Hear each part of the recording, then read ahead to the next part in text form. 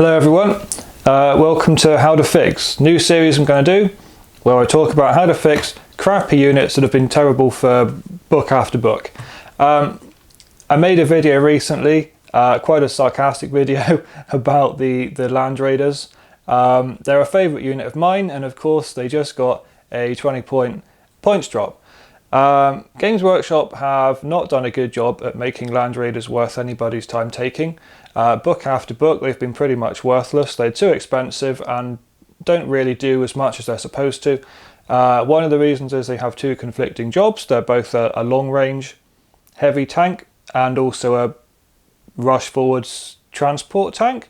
Kind of awkward. Some variants are better, like the Crusaders and the Redeemers. I actually quite like them. I think Redeemers are great, Crusaders are okay, but they're actually suited to do those jobs. You know, it's a Land Raider rush forwards assault tank, but it also has flamers on it, so it's kind of perfect. These sort of standard, I think Godhammer pattern they call them, they're in a real rough spot, and Games Workshop doesn't seem to know what to do about it. So I'm not gonna, I don't like to just make a video complaining. I like, to offer, you should always offer solutions instead of just complaining. So that's what we're going to do with this video.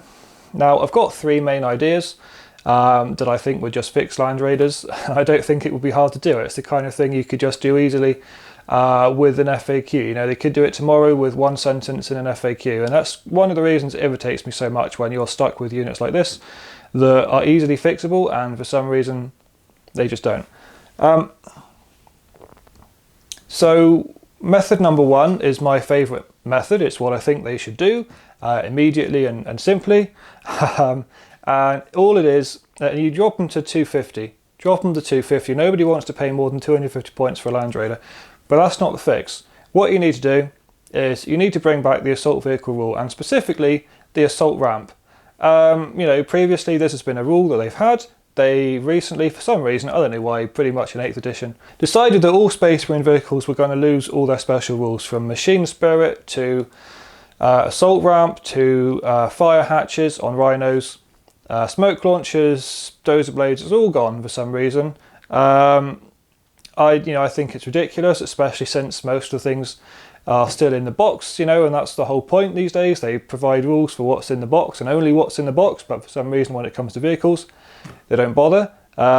They just need to bring back the assault ramp. What they need to do specifically is just write in a little rule, units embarked within this vehicle may disembark and perform a charge move in the same turn that this vehicle moved. Basically, let the Land Raider move its 10 inches, let the guys inside disembark 3 inches, and then make a charge move. Don't let them move as well. Don't let them disembark 3 inches and make a normal move and then charge. Just let them disembark and charge. Then you've got 13 inches movement plus 2d6 inch charge. It's still better than if you were just foot slogging your Terminators across the board, or your Khorne Berserkers, or whatever it is you've got inside the Land Raider. It's still better, and it's not crazy. I think 250 points for the survivability, the firepower, and the ability to disembark after moving and charge. I think that people would pay 250 points. I think that if you just FAQ that in, you'd make them worth taking tomorrow. I think if you gave them a points drop as well as that, you may even make them actually good. Which brings me to point number two.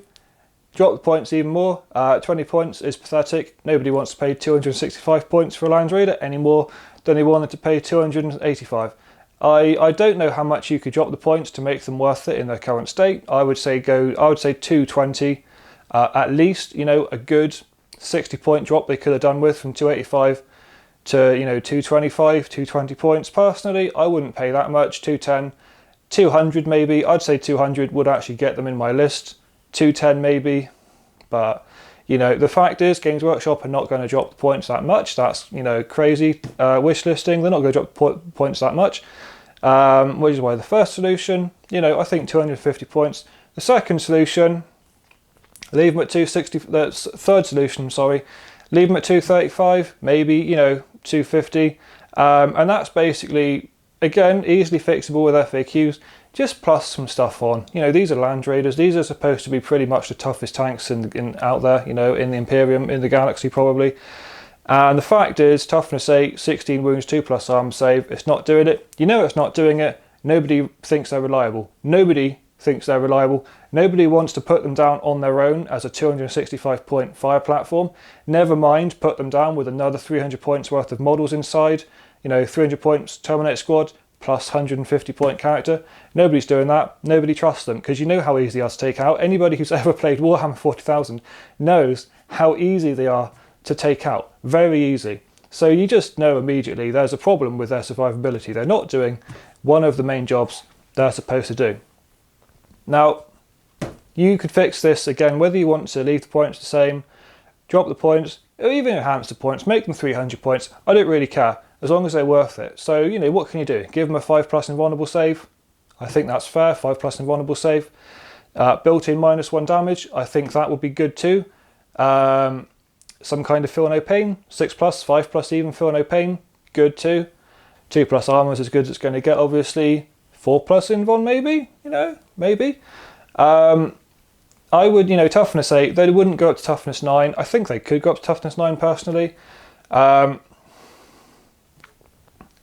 honestly, I think that fundamentally I would say, 250 points, 265 points, 5+ invuln, and -1 damage. I think you could fix that. 5+ invuln, -1 damage. I think that would be, not perfect still, but it would certainly sort them out to a degree, I think, get people potentially willing to pay for them again.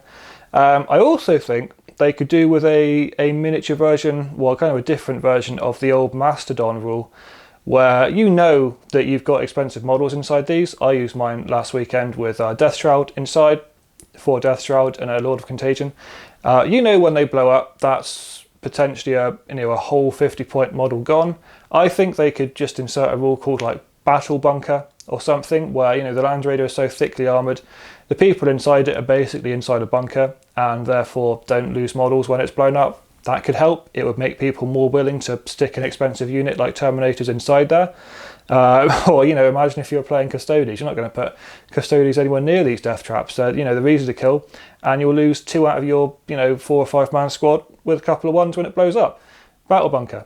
Nobody dies when it blows up.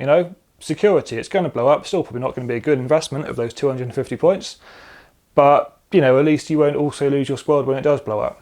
So I think that, like I said, my favourite option would just be bringing back the assault ramp. I really think that they need to be able to do the job they're supposed to do.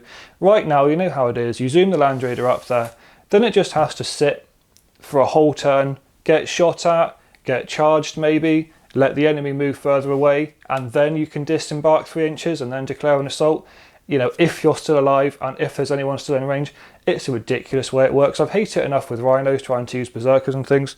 With Land Raiders, it's insane. They need, at very least, to be able to disembark and charge in a turn that it's moved. Let this thing blast up and just actually have, an angry squad of Black Templars come out of it. It's what they're for, it's what they're supposed to do, and right now they're not doing it, and it's ridiculous. And it's been additions, edition after edition. There's been like 4 Space Marine codexes within the last 3 months. That they could have fixed it in easily, and they just haven't. Edition after edition, codex after codex, they just haven't bothered since the beginning of 8th, to do anything like this and make it actually worth taking. So, I mean, that's up to you guys. Comment below which of those things, if any, or a combination of them, what do you think is appropriate? What do you think should happen to Land Raiders? Assault ramp, invulnerable saves, -1 damage, more points drops. I think a combination of all of it. Because again, like I said, the fundamental problem with the Land Raider is that half of you wants to put expensive stuff inside it, zoom it up there, and get them out. Trouble is, if you do that, you're not making a full use of the las cannons. And if you do hang back and make it, like a tougher fire platform option to a Predator, quad las Predator, you take this instead for more points, but the idea is it's more durable. In that case, you're not using the transport capacity, and you're paying probably, I have to imagine you're paying a good 80 to 100 points of this unit's entire points cost for the transport capacity. It's got 4 las cannons essentially. Predator with 4 las cannons, is 180 points. This is 285, well, 265 now. You're just paying too many points for a unit that often does only half of what it can do and doesn't do that very well. You know, nobody trusts them. Like I said, nobody trusts these things. You know, if you put a unit inside it, it's not safe. It's probably going to get blown up turn 1. And if it's not blown up turn 1, it'll be blown up turn 2. They are just not tough enough to actually survive the firepower that's on the table these days, especially in these new editions now that pretty much everything except Marines has D3+3 almost standard. You know, from the Necrons to the Eldar now to the Admech with their Cognix Las Cannons. It's just crazy. It's like the addition of D3+3 for everybody except Marines. And, you know, the D6 damage tears through these quickly enough. You know, you get a couple of D6 wounds through from las cannons or missile launchers or whatever. You know, that 16 wounds doesn't last for very long. It really doesn't. But, you know, I think that I've talked enough now. There's a few solutions. Like I said, you know, please comment your opinions. What do you think people should do for Land Raiders? Because they're my favourite tank personally in the game. Aesthetically, I love them. They look great, and not only do they look great aesthetically, in my opinion, these big, lovely, chunky blocks, but they're iconic. They're probably the most iconic unit, and it's sad to me that things like this are just, you know, being left behind, growing cobwebs in the shadows, while these, you know, ugly, stupid tanks like repulsors and things are out there getting the love. Because there's nothing iconic about, you know, nobody in 20 years' time is going to go, oh wow, the repulsor, what an iconic tank. They're not. They're still going to be looking at Land Raiders probably, because this is the iconic Marine tank along with the Rhino. So there you go. That's my video for these. I will do a lot more of these videos probably, because there's so many units in the game that are just trash and don't need to be, you know, could easily be fixed. So I'll leave it there, and I will see you in another how to fix